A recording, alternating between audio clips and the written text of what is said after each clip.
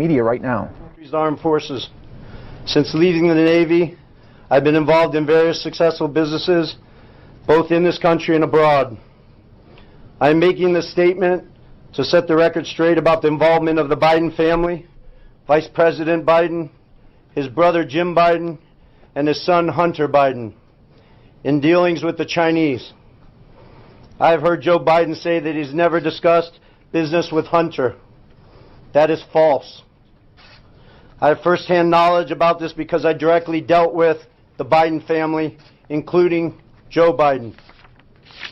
I have also heard that Vice President Biden said on Tuesday that Senator Ron Johnson, the chair of the Senate Homeland Security Committee, should be ashamed for suggesting that Biden family sought to profit from their name. Well, here are the facts I know, and everything I'm saying is corroborated by emails, WhatsApp chats, agreements, documents, and other evidence. And the American people can judge for themselves. I brought, I guess, for record, 3 phones that spanned the years 2015 through 2018. These phones have never been held by anybody else besides myself. I was told this past Sunday by somebody who was also involved in this matter that if I went public this information, it would bury all of us, man. The Bidens included. I have no wish to bury anyone. I've never been political. The few contributions I have made have been to Democrats. But what I am is a patriot and a veteran. To protect my family name and my business reputation, I need to ensure that the true facts are out there. In late 2015, I was approached by James Gilliar, whom I had known for many years, about joining him in a deal which he said would involve the Chinese state-owned enterprise CEFC China Energy and what he called one of the most prominent families in the United States.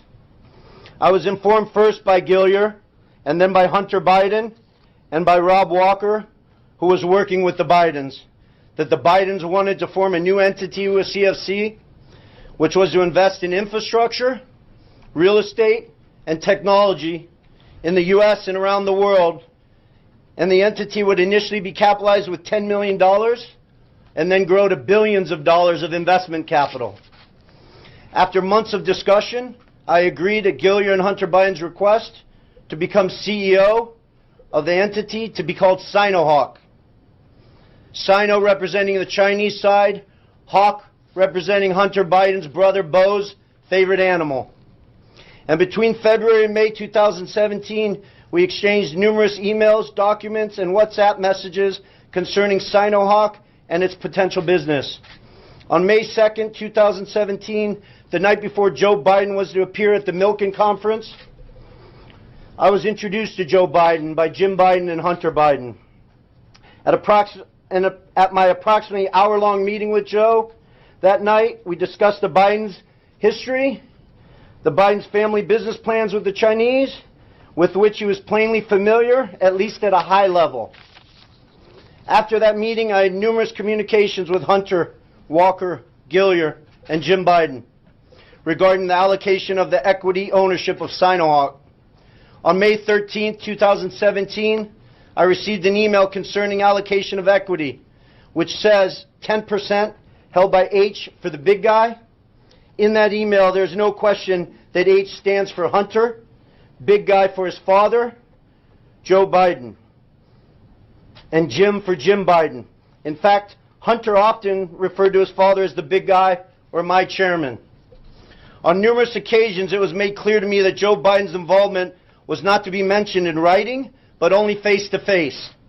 In fact, I was advised by Gilliar and Walker that Hunter and Jim Biden were paranoid about keeping Joe Biden's involvement secret. I also had a disagreement with Hunter about the funds CFC was contributing to Sinohawk. Hunter wanted $5 million of those funds to go to himself and his family, so he wanted the funds wired directly to an entity affiliated with him. I objected because that was contrary to our written agreements concerning Sinohawk.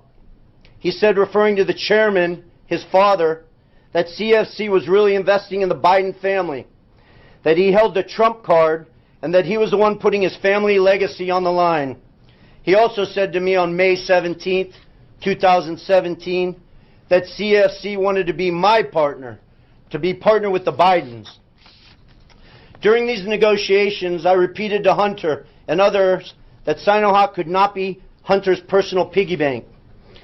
And I demanded that proper corporate governance procedures be implemented for capital distributions. Hunter became very upset with me. CFC through July 2017 was assuring me the funds would be transferred to Sinohawk, but they were never sent to our company. Instead, I found out from Senator Johnson's September report that the $5 million was sent in August 2017 to entities affiliated with Hunter. Tomorrow, I will be meeting with the Senate committee members concerning this matter, and I will be providing to the FBI the devices which contain the evidence corroborating what I have said. So I will not be taking any questions at this time.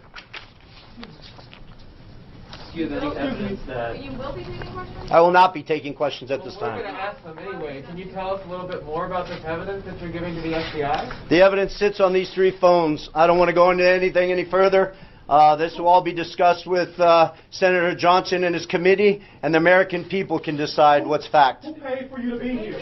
All right, that is Tony Bobulinkski, a retired lieutenant in the U.S. Navy and the CEO of Sinohawk Holdings.